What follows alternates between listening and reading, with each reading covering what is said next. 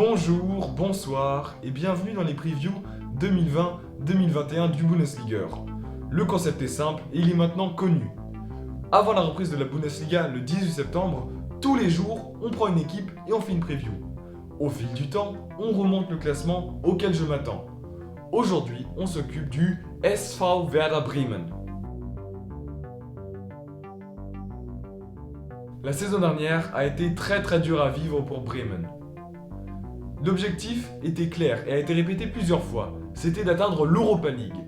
Mais Bremen a échoué et de loin. Du début jusqu'à la fin de la saison dans le Abstiegskampf, Bremen, que beaucoup voyaient déjà relégué à la reprise, y compris moi, s'est sauvé en toute fin de saison de manière spectaculaire et a terminé à la 16e place et a donc finalement battu Heidenheim dans le match de relégation.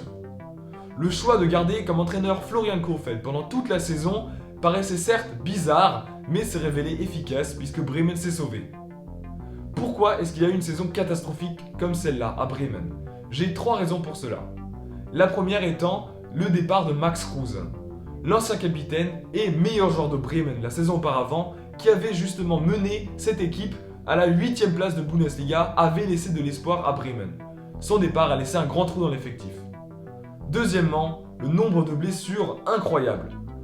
Pendant un certain moment, il y avait presque tous les défenseurs centraux de Bremen qui étaient blessés en même temps.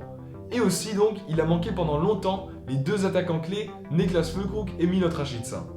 Et troisièmement, les très bons acteurs de la saison d'avant ont sous-performé. Le gardien Pavlenka, Augustinsson, Davy Klaassen, Eggestein et Milot Rashica, quand il était là, ont sous-performé. Ils n'étaient que l'ombre d'eux-mêmes par rapport à la saison d'avant. Ce sont donc les 3 raisons pour lesquelles Bremen a eu une saison si compliquée. Bremen, touché financièrement par le coronavirus, a décidé de faire du bénéfice sur ce marché des transferts. Mais pour l'instant, ça n'a pas encore été le cas. Ils ont acheté Leonardo Pettenkohl, qui était très convaincant la saison dernière. 7 millions d'euros ont été dépensés à Hoffenheim pour acheter l'un des acteurs principaux du sauvetage de la saison dernière. Aussi, Ömer Toprak a vu son option d'achat levée. Bremen s'est maintenu, donc ils doivent payer 4 millions d'euros au BVB pour le défenseur central expérimenté. Il y a aussi eu quelques bonnes affaires cet été. Par exemple, le recrutement de Agou, jeune latéral droit qui donc arrive en fin de contrat. Et c'est de même pour Patrick Erras de Nürnberg. Bremen a enfin trouvé un bon milieu défensif.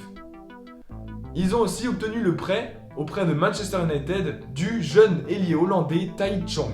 J'ai hâte de voir ce talent en Bundesliga. Pour l'instant donc, Bremen n'a eu aucun revenu pour un départ. Ils ont surtout rajeuni l'effectif en laissant partir en fin de contrat des joueurs âgés. Voici les noms et âges de ces partants. Nuri Sahin, 32 ans, Finn Bartels, 33 ans, Sebastian Langkamp, 32 ans et Philipp Bargfrede, 31 ans. Donc Bremen rajeunit son effectif et se débarrasse de ses gros contrats. Un petit mot aussi pour Claudio Pizarro qui arrête sa carrière. Une légende de la Bundesliga. Il a inscrit 195 buts, ce qui fait de lui le 2e meilleur buteur étranger de la Bundesliga, derrière Lewandowski bien sûr. Et aussi, il y a des rumeurs de transfert pour Milot Rashica. Il est nommé à Leipzig surtout, mais aussi dans certains clubs en Angleterre. Bremen ne le lâcherait pas pour moins de 20 millions d'euros. L'effectif est au complet et les sourires sont de retour au SVV. Mon joueur à suivre pour la saison à venir sera Niklas Füllkrug.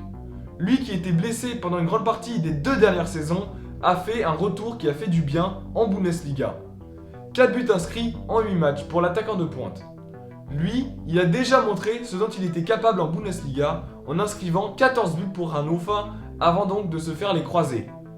Il est de retour et s'il se montre en forme cette saison, il sera un très bon candidat pour l'équipe d'Allemagne, qui a encore besoin d'un buteur en doublure de Timo Werner. Cette saison, je suivrai aussi de très près l'entraîneur Florian Kohfeldt. Il a eu la confiance la saison dernière et ça a fonctionné. Maintenant, je suis curieux de voir comment il va fonctionner cette saison. Aussi, il a la pression, plus le droit à l'erreur. Je pense que Bremen a un bon effectif et si les joueurs performent normalement, eh bien Bremen va finir à la 10e place et peut-être même attaquer la première partie du tableau. C'était la preview pour le Werder Bremen. Quel est votre pronostic pour la saison des Grün-Weiss, des verts et blancs? Écrivez-le dans les commentaires. En attendant la preview de demain, je vous souhaite une bonne journée, une bonne soirée und tschüss.